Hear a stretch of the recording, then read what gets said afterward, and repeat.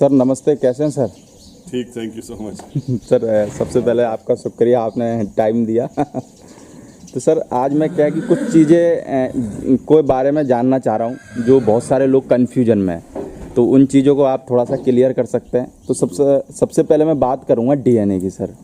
तो आप जो डीएनए का जो टॉपिक है, क्यों कराना चाहिए, क्या फ़ायदा है सर, और कितनी क्या फ़ीस है, कैसे कोई करा सकता है, उस चीज़ के बारे में सर पूरा यानी कि विस्तार से एक बार समझाएं।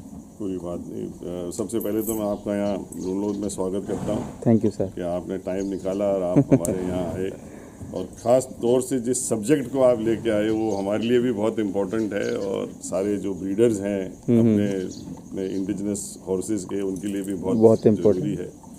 देखिए, डीएनए जो है वो इंडिया में अगर कोई कर रहा है ढंग से, और एक्चुअली जो ऑथराइज्ड भी है इंटरनेशनल लेवल के ऊपर, तो वो है stud book authority of India. Okay. वो थोरोब्रेड और रेस घोड़ों का काम करती है। Okay sir. और इतने सालों से वही करते आ रहे हैं। उन्होंने कभी अपना देसी घोड़ों का उतना ध्यान दिया नहीं, या कोई बात हुई नहीं। परंतु जब हमने ये देखा कि जो ये घोड़ों की जो सेल हो रही है, लोग बात कर रहे हैं कि ये इसका बच्चा है, ये इसका बच्चा है, इसका बच्चा है, ये यूं है लाइन, अगर काला बच्चा हो गया उसके 5 निशान पंच कल्याण हो गए, तो बोला ये तो फलाने स्टैलियन का बच्चा है। अब इसका कोई प्रूफ नहीं है। बिल्कुल सर, कोई प्रूफ नहीं है। और जो अभी कई सोसाइटियों ने सिस्टम शुरू किया कि भाई हम ये ब्रांड लगा दें, ये कर दें, तो उससे भी ये मालूम नहीं पड़ता कि इसका बाप कौन है, माँ कौन है, या किस टाइप का ये बच्चा किधर से आ रहा है। बिल्कुल सर। इसका कुछ मालूम नहीं पड़ रहा है। तो फिर हमने बात करके stud book authority of India से हमने बात करी, और उनसे लकीली वो एक्सेप्ट किया उन्होंने। और हमने उनसे रिक्वेस्ट करी कि क्योंकि आप इंटरनेशनली ऑथराइज्ड हैं और आपके पास पूरा सिस्टम है, तो हम ये चाहेंगे कि आप हमारे घोड़ों का भी ये शुरू करें। तो उन्होंने एक्सेप्ट किया, और 2016 में हमने ये सिस्टम शुरू किया। ओके। डीएनए 2 प्रकार के हैं। एक है पेरेंटेज, माँ बाप का पता करना। अच्छा। और एक है ब्रीड, यानी कि कितने % प्योर है या नहीं। हाँ, वो ब्रीड का जो है उसमें प्योरिटी पे हम इतना नहीं जाते, क्योंकि हमारा ये मानना है कि अभी तो कोई प्योरिटी वाला सवाल ही नहीं उठता। ये कहने की बात है। परंतु ब्रीड में ये मालूम पड़ सकता है कि हाँ, इस घोड़े में अगर कोई मिक्सिंग हुई है, कोई थोरोब्रेड से ब्रीड कर दिया, काठियावाड़ी मारवाड़ी में बहुत घोड़े ब्रीड हुए आपस में, क्योंकि लोगों को पता ही नहीं था। बिल्कुल। फर्क ही नहीं मालूम पड़ रहा था कि ये काठियावाड़ी है कि ये मारवाड़ी है। वो आ गया, बस उसको ब्रीड कर दिया। सिंधी से बहुत हुई है। सिंधी मारवाड़ी इनमें ब्रीडिंग हुई है, सिंधी काठियावाड़ी में ब्रीडिंग हुई है। और इस तरीके से वो जब टेस्ट शुरू होगा ब्रीड वाला, तो उससे ये मालूम पड़ जाएगा कि कौन कितना, इसमें कितना खून किसका मिक्सचर है, क्या नहीं है। वो अलग चीज़ है, उसके अलग ही सिस्टम है। पर अभी इंडिया में वो शुरू नहीं हुआ है। यानी कि इंडिया में है नहीं, अभी नहीं है। अभी किसी के पास भी वो फैसिलिटी इंडिया में नहीं है। उसके लिए हम उसकी शुरुआत करने जा रहे हैं, पर अभी नहीं है। डीएनए जो पेरेंटेज का है, उसमें ये जरूरी है कि जो भी सायर है या जो भी डैम है, स्टैलियन और मेयर, दोनों अगर वहाँ रजिस्टर्ड हैं, यानी कि जो डीएनए के लिए, हाँ, डीएनए पेरेंटेज, मतलब अपने एक वंश का डीएनए, वो अगर दोनों वहाँ रजिस्टर्ड हैं, और फिर कोई बच्चा उनका दोनों का होता है, और वो आदमी ये कहता है साहब ये फलाने का इसका माँ ये है, इसका बाप ये है, तो उसके जब कागजात लैब में जाते हैं, तो वहाँ उसका मिलान वो करते हैं साइंटिफिकली, और फिर वो बता देते हैं कि हाँ, ये बच्चा इसी घोड़े का है। हाँ, इसी घोड़े का है। अगर वो नहीं मिलान होता तो वो हमें तुरंत, हमारे पास आए हैं ऐसे मैटर। अच्छा। 2-3 केस हमारे सामने ऐसे आए जिसमें ये गलती जो हुई वो मालूम पड़ी। मतलब अब वो गलती यूँ भी मैं समझता हूँ कि कभी कभी लोगों को पता नहीं होता ओनर को।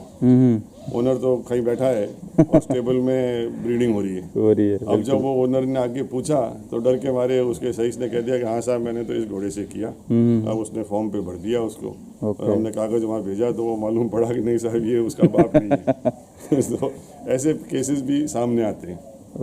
कोई जानबूझ के भी कर सकता है और वैसे गलती से भी हो जाता है। तो वो सिस्टम होने से कोई झूठ नहीं कह सकता।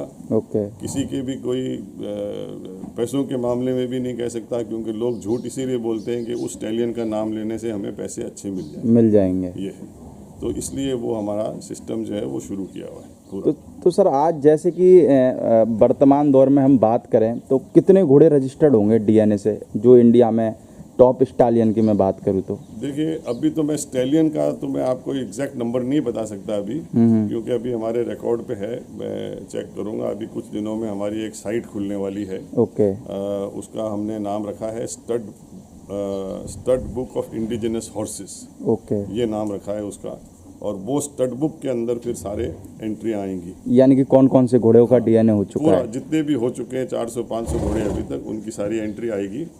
उसमें भी मैं आपको ये बताऊं कि क्योंकि हम इंडिजिनस घोड़ों का काम कर रहे हैं तो उसमें कई ब्रीड हैं। तो मारवाड़ी की अलग किताब बनेगी, काठियावाड़ी की अलग, सिंधी की अलग, और मणिपुरी, स्पीति, ये जो घोड़े हैं वहाँ पर अपने हिमाचल में और मणिपुर, उनकी भी अलग। और फिर पंजाब के लोगों ने नुकरों पे बहुत ध्यान दिया, पता नहीं बिल्कुल क्यों। सर। पर वो कहते हैं नहीं साहब, हम तो नुकरे ही पालते हैं, नुकरे रखते हैं, तो इसकी भी लाइनेज जो है वो आप लोग रखो।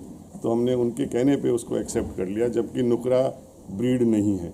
ब्रीड नहीं है? ब्रीड नहीं है, नुकरा जो है वो ब्रीड नहीं है, ना तो वो भारत सरकार से मान्यता प्राप्त है, ना वो वर्ल्ड में भी वो एक अपने आप में ब्रीड नहीं है।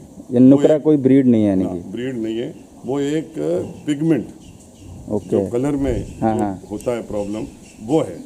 जैसे उसका उदाहरण यही है कि जैसे अपन ह्यूमन बीइंग में, आदमियों में अपन नहीं कहते एल्बिनो, जिसके वो सफेद सा हो जाता है, वो चेचक के धब्बे नहीं, वो उसका हिंदी में नाम मेरे से नहीं आ रहा है, पर वो एल्बिनो कहते हैं उसको इंग्लिश में।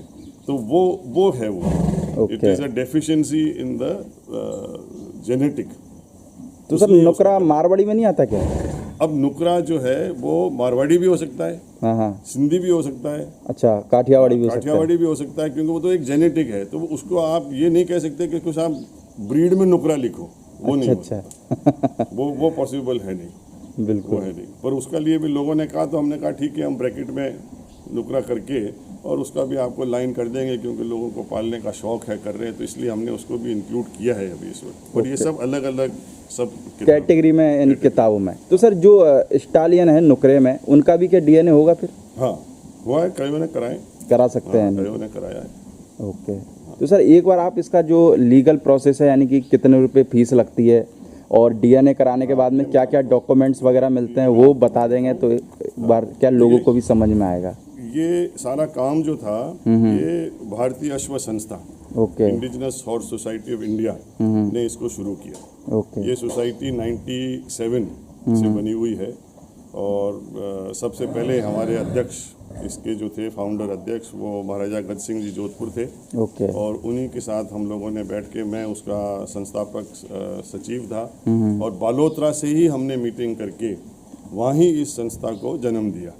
क्योंकि मारवाड़ी का ये माना जाता है कि आज सबसे जो इम्पोर्टेंट स्थान है मारवाड़ी का, वो बालोतरा है, तिलवाड़ा है, तिलवाड़ा। तो इसलिए वहीं जसोल गांव में बैठ करके वहीं हमने ये सारी प्लानिंग करी, वहीं हमने हमारी पहली मीटिंग करी, और वहाँ से इसकी सोसाइटी की शुरुआत हुई। तो सर कितना टाइम हो गया इस सोसाइटी को, इनकी शुरुआत हुए? अब 97 में रजिस्टर हो गई थी। अच्छा, तो आप देख लो, बहुत टाइम हो गया, 25 साल तो हो गए। 25 बिल्कुल हमारे को ये सब काम करते हुए, परंतु अलग अलग था। पहले हमने इस सोसाइटी से एक्सपोर्ट का बैन खुलवाया, एक्सपोर्ट चालू कराया, फिर हमने स्पोर्ट्स में डालना शुरू किया, हमने नेशनल इंडिजिनस हॉर्स शो शुरू किए, ये सारे किए। बाद में हम इस डीएनए पे आए, जब हमने ये देखा कि अब ये सारा ब्रीड स्टैब्लिश हो गया है और इसकी मान्यता प्राप्त इंटरनेशनल लेवल पे हो गई है, परंतु उसका मिसयूज लोग करने लग गए, बेचने में और बच्चों के नाम पे, तब हम इस डीएनए वाली लाइन पे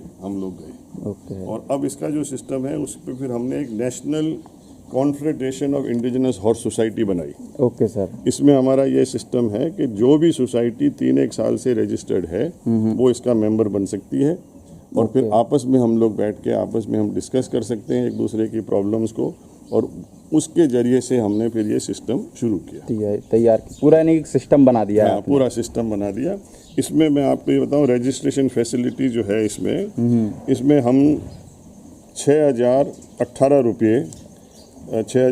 रुपये लगते हैं जो स्टड बुक अथॉरिटी को भेजना पड़ता है। यानी उनको जो चेक भेजना पड़ेगा, उनको चेक भेजना पड़ता है, या आप उनको डायरेक्टली, वो खर्चा उन लोगों की लैब का एक्सपेंस, लैब का है, जो टेस्टिंग करते हैं या जो भी करते हैं, 6,018 रुपये GST समेत, टैक्स समेत, वो उनके पास चले जाता है।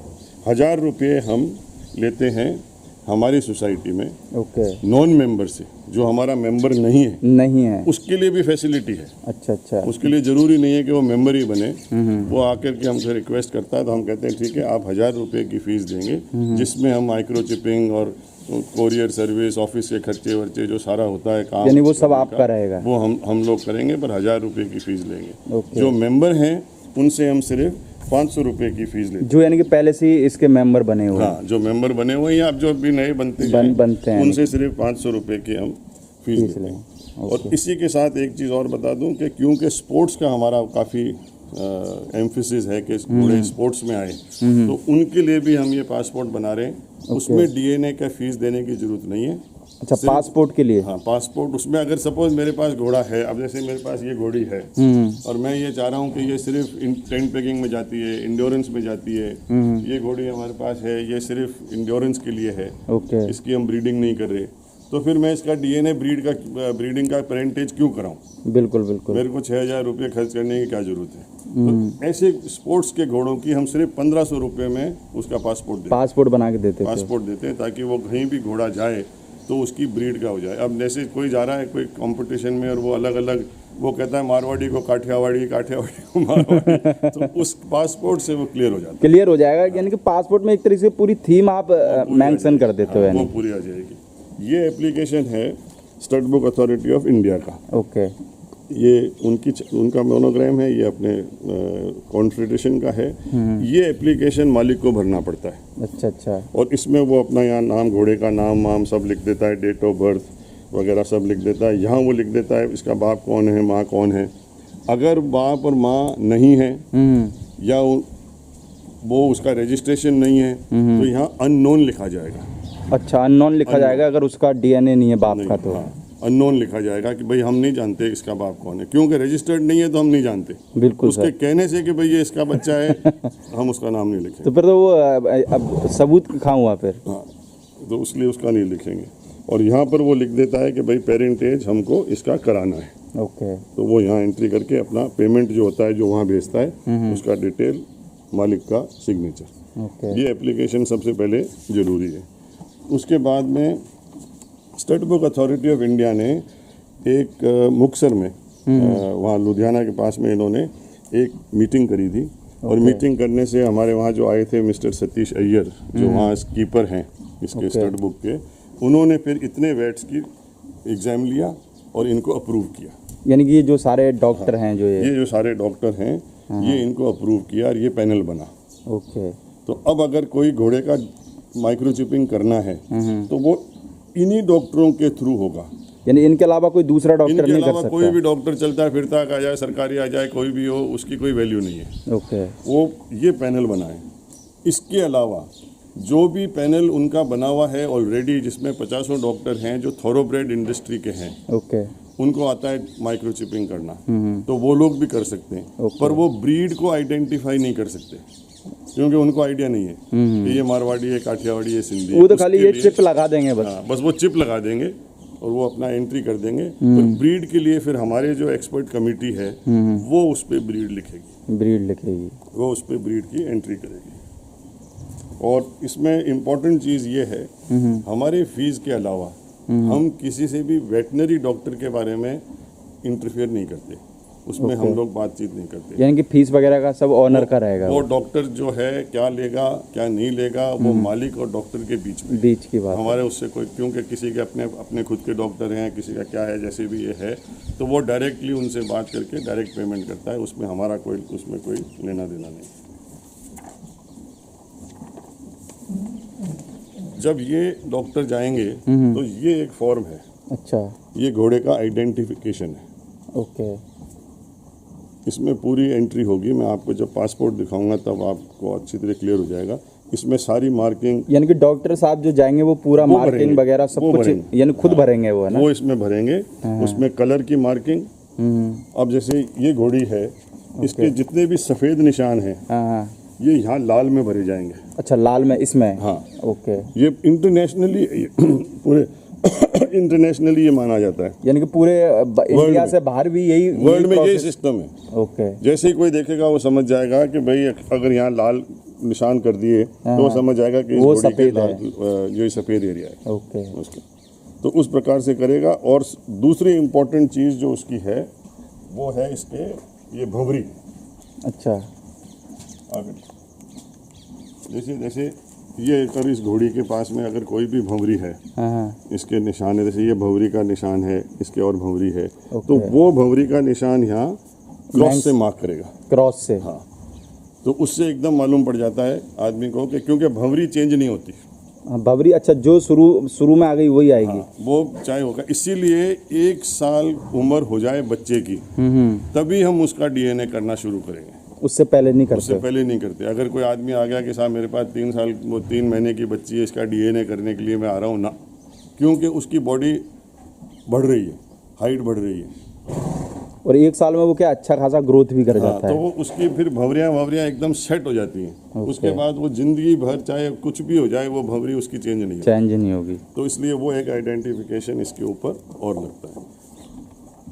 और ये एक चार्ट है जो हम डॉक्टरों को सिखाते हैं ओके। कि भाई अगर जैसे यहाँ अगर सफ़ेद है, ये सफ़ेद है, पट्टा इसका सफ़ेद है, पैरों में यहाँ तक सफ़ेद है, पैरों में सिर्फ नीचे तक सफ़ेद है, तो इसके सबके टेक्निकल नाम है। अच्छा, टेक्निकल नाम रख रखे हैं? सबके नाम है। ये कह रहा है का स्टार, ये है कि स्ट्राइप, ये है ब्लेज, और ये इंटरनेशनली माना है।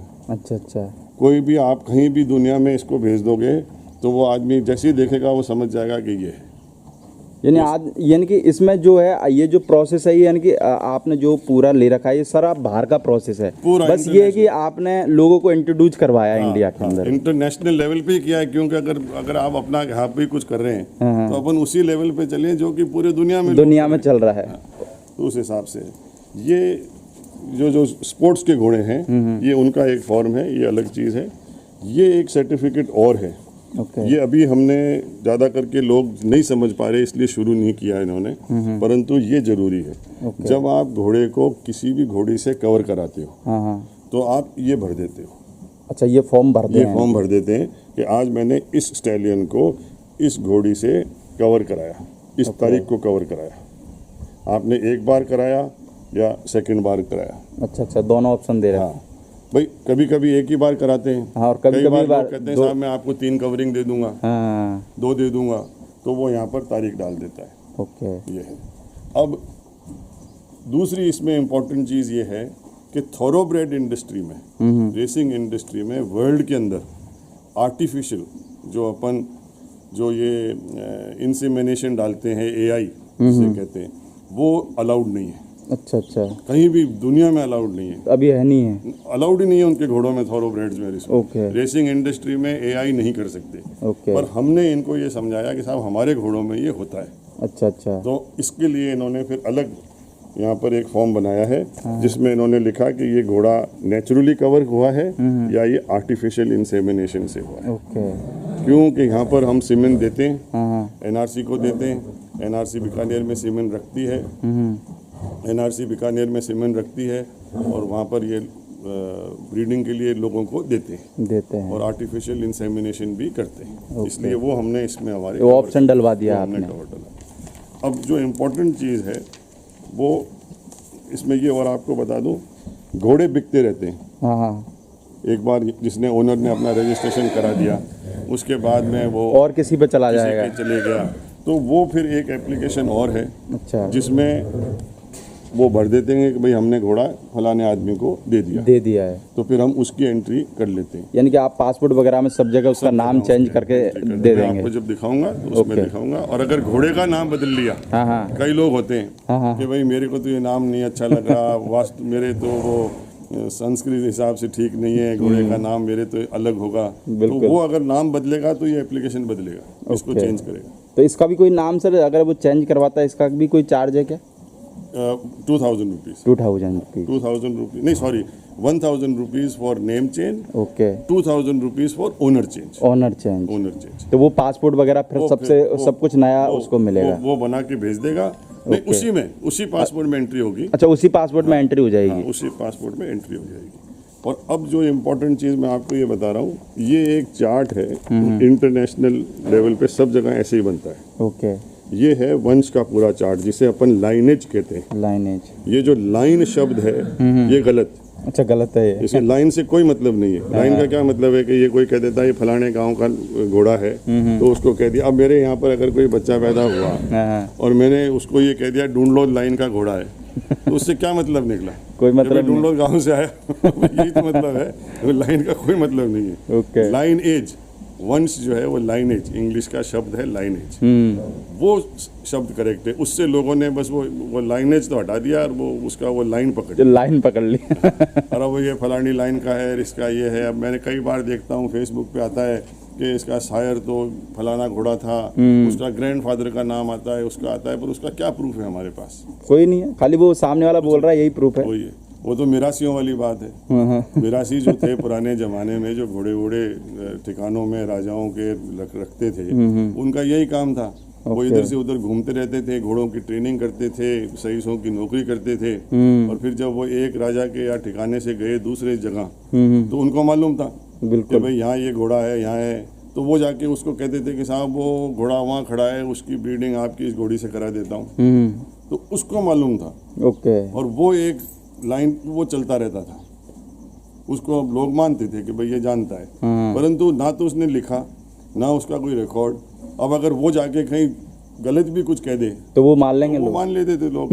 तो वही आज चल रहा है। बिल्कुल सर। इसलिए हम लोग जो सारे हमारे ब्रीडर हैं, मुझे कहना तो नहीं चाहिए, पर जो ये बात करते हैं, तो मैं तो ये मानता हूँ कि वो सब मिरासी हो गए। पर आजकल तो सर कोई सा भी ब्रीडर हो वो लाइन की बात करता है, बिना लाइन की तो कोई बात करता ही नहीं है। तो ये देखिए, मैं आपको एक एग्जांपल दे रहा हूँ, ऐसा ही यहाँ बनेगा। अच्छा, इंडिया के अंदर। हाँ, बनना शुरू हो गया है। अब जैसे अपन ने यहाँ से देखा, ये जो नीला निशान है ये है स्टैलियन का। ओके। और जो गुलाबी निशान है ये है घोड़ी का। ठीक है, ह्यूमन में भी ऐसा ही होता है। आप अगर देखेंगे तो ह्यूमन में यही मानते हैं कि जहाँ आदमी की बात करते हैं तो वो नीला रंग से दिखाते हैं हॉस्पिटल में, जहाँ फीमेल को दिखाते हैं वो गुलाबी रंग से दिखाते हैं। तो अब यहाँ से अगर आप शुरू होते हो तो ये देखिए 1944 और 1943 में ये दो घोड़ियाँ थी, मेल फीमेल, इनका दोनों की ब्रीडिंग हुई। इनकी ब्रीडिंग से ये आए। ओके। उससे फिर ये बच्चा आया 1958 में। अच्छा। ये बच्चा पैदा हुआ। इसकी यहाँ इनकी ब्रीडिंग हुई। ओके, फिर वो अगला आया। उसके फिर ये बच्चा हुआ, यहाँ पर आया। ठीक है, ऐसे करते करते आप देखेंगे तो इनका ये, इसका बच्चा ये, इसका बच्चा ये, और इसका बच्चा ये। अब 1944 से लेके 1999 तक 40-50 साल तक इसका पूरा रिकॉर्ड आता गया। और आपको मालूम है कि ये अगर बच्चा कौन सा है। अब अगर अपन आज इसको चेक करेंगे तो इसकी पूरी पीछे की पीछे की पता लग जाएगी, पूरी लाइन दिख रही है हमारे को। पर अगर सर इसके अगर एक पीढ़ी आगे का भी नहीं होता तो मेरे को लगता है कि कुछ नहीं पता चलता। हाँ, फिर नहीं, जब जो भी जिसका भी टेस्टिंग होगा वहां से पता चलेगा, वहां से शुरू होगा। अब जैसे एग्जाम्पल के लिए मैं आपको कहता हूँ, दूसरे घोड़ों का नाम नहीं लेकर के मैं हमारा एग्जाम्पल देता हूँ। हमारे पास गजराज घोड़ा था यहाँ। ओके, आपके स्टेबल पे? हमारे स्टेबल में। वो एक ज़माने में बहुत मशहूर चैंपियन और चैंपियंस घोड़ा था, और खूब उसके ब्रीडिंग हुई, खूब अच्छे बच्चे हुए। परंतु उस टाइम हम लोगों ने डीएनए शुरू नहीं किया। ओके। हमारे पास वो था फ्रांसिस्का कैली का वो घोड़ा था, और वो हमारे पास था यहाँ। तो इसलिए अब उसके जितने भी हमारे बच्चे हुए, हम गजराज का नाम जोड़ ही नहीं सकते उसमें, क्योंकि उसका कुछ है ही नहीं, उसका डीएनए नहीं हो। हमें मालूम है पर कोई प्रूफ नहीं है, इसलिए हम उसका नाम नहीं जोड़ सकते। अब उसका अगर बच्चा दिलराज हुआ और वो आज हमारे पास अगर खड़ा था, तो उससे उसकी दिलराज की लाइन शुरू हुई। यानी कि आपने उसका डीएनए करवा रखा होगा? उसका डीएनए करा दिया तो उससे लाइन शुरू हुई। आज दिलराज फिर बाहर चले गया। बाहर जाने के बाद में वो अमेरिका में रहा, वो इंग्लैंड भी गया, और आज वो घोड़ा स्पेन में है।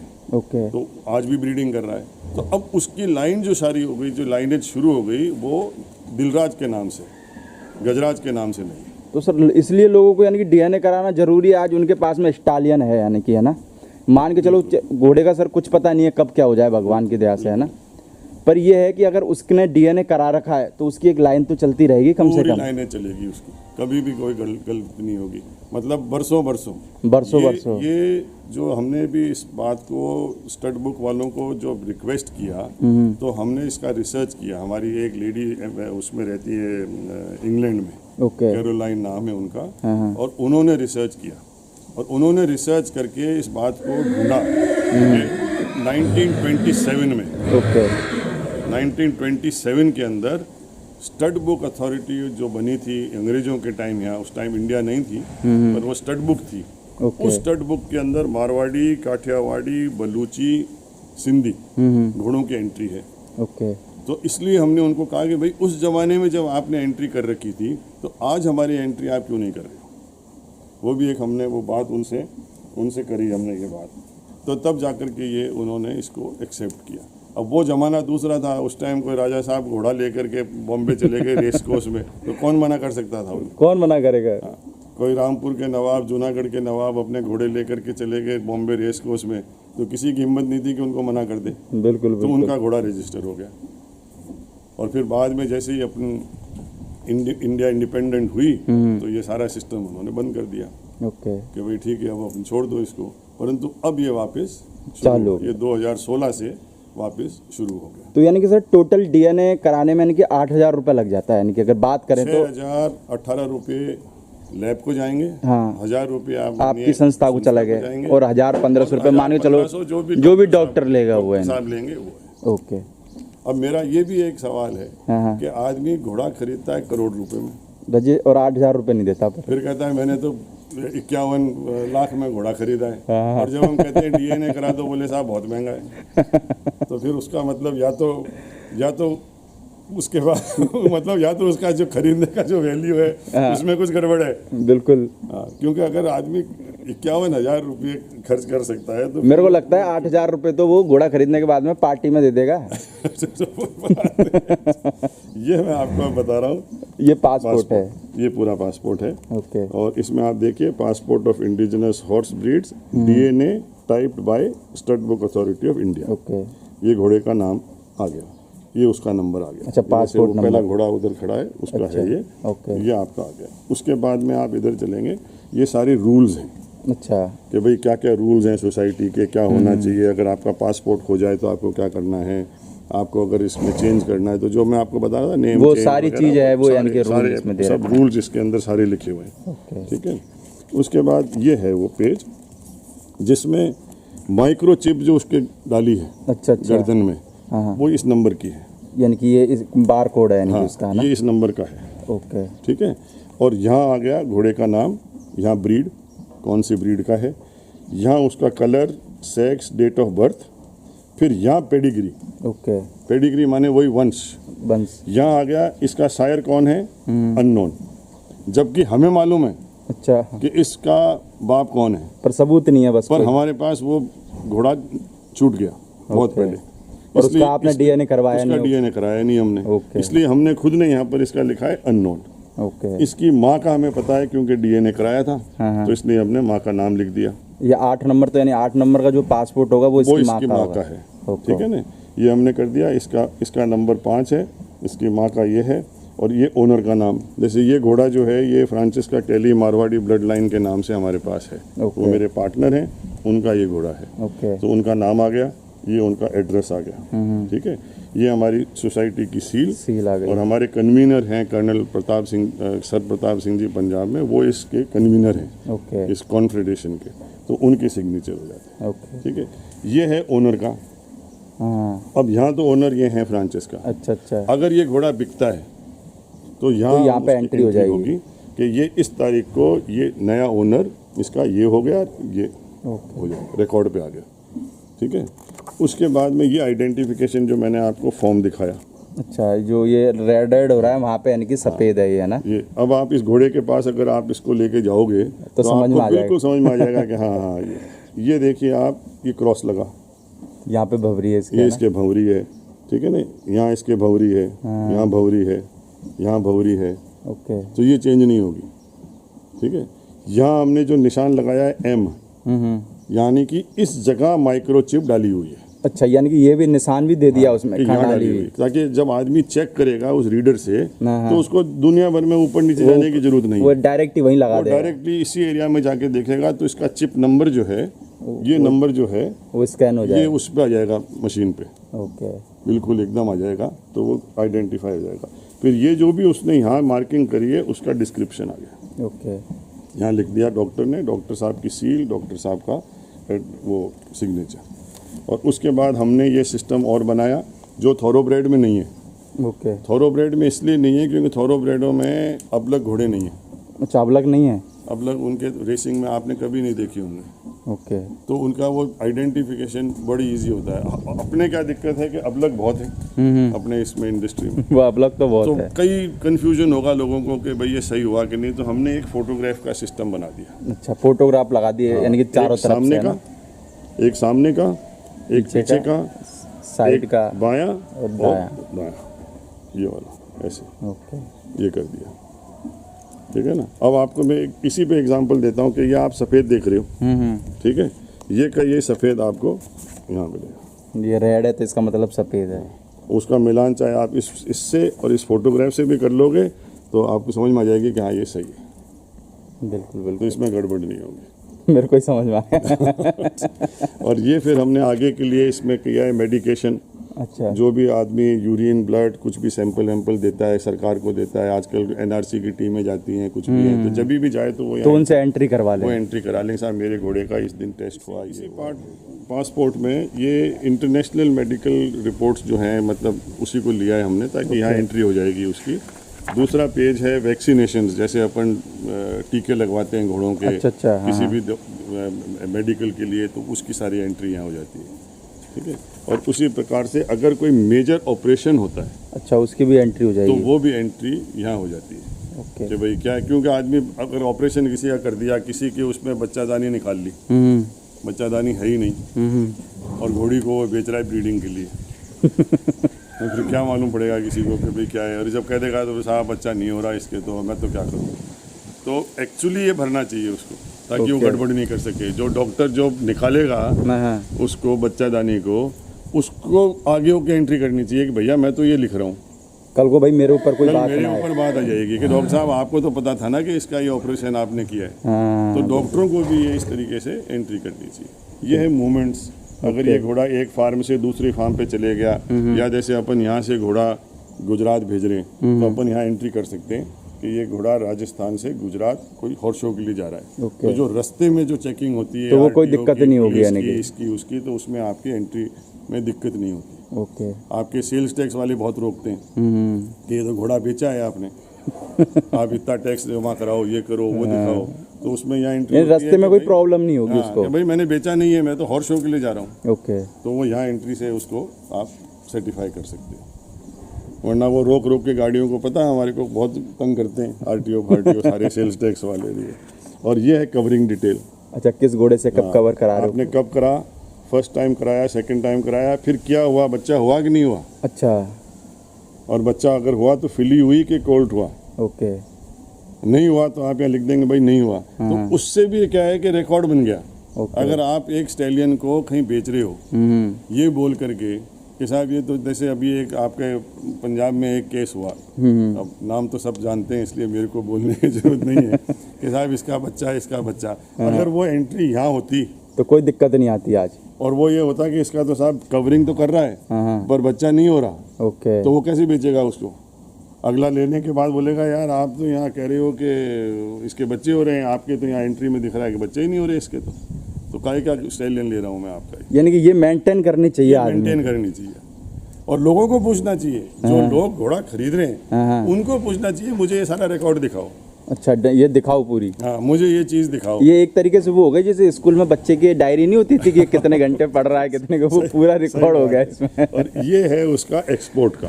ओके, कि जब एक्सपोर्ट अपना अभी चालू है तो उसके अंदर जब ये घोड़ा एक्सपोर्ट अगर होगा तो उसकी सारी एंट्री यहाँ हो, कस्टम्स में भी जाएगा, कहीं भी जाएगा तो उसकी एंट्री यहाँ हो। इसमें हमने एक एडिशन किया है, परफॉर्मेंस ऑफ द हॉर्स, ये इंडिया के हिसाब से हमने डाला है। ओके, ये इसलिए डाला है कि आज लोग कहते हैं कि साहब मेरा घोड़ा 6-7 बार बालोतरा में, पुष्कर चैंपियन रह में, चुके। फलाने में जीता, यहाँ जीता, वहाँ जीता। अब इसका क्या प्रूफ है? ना तो वो सर्टिफिकेट दिखाता है, ना कुछ दिखाता है, कुछ भी नहीं। वो कहता ही कहता खाली बोलता है। फेसबुक पे डाल देगा, सोशल मीडिया पे डाल देगा। पर बिल्कुल। यहाँ अगर वो एंट्री है तो यहाँ वैलिड हो जाएगा वो। वैलिड हो जाएगा। और ये हम लोग जो शो करते हैं, ये हमारे लिए जरूरी है कि जब हमारे पास घोड़ा है तो हम उसको बोलें कि भाई अगर तू जीता है तो यहाँ एंट्री करेंगे। वो यानी कि जहाँ पे से वो सर्टिफिकेट मिलता है उन्हीं से साइन करवा वहाँ से लेंगे। कराएगा वो। ओके। अगर वो बालोतरा में जीता तो वहाँ अधिकारी से लिखवाएगा इसके ऊपर कि हाँ मेरा घोड़ा यहाँ फर्स्ट आया, सेकंड आया, थर्ड आया, वो सील लगा के अपने साइन करेगा। ओके। तो इसमें भी कोई वो झूठ नहीं बोल सकता। पूरा लीगल आपने प्रोसेस ये- तैयार ये कर दिया। एक अगर आदमी फॉलो करना चाहे तो, अब करना चाहे तो वाली बात है, और तो नहीं करना नहीं करना चाहे तो उसका तो कोई इलाज ही नहीं है। तो ये सारा सिस्टम है डीएनए का। Okay, thank you sir.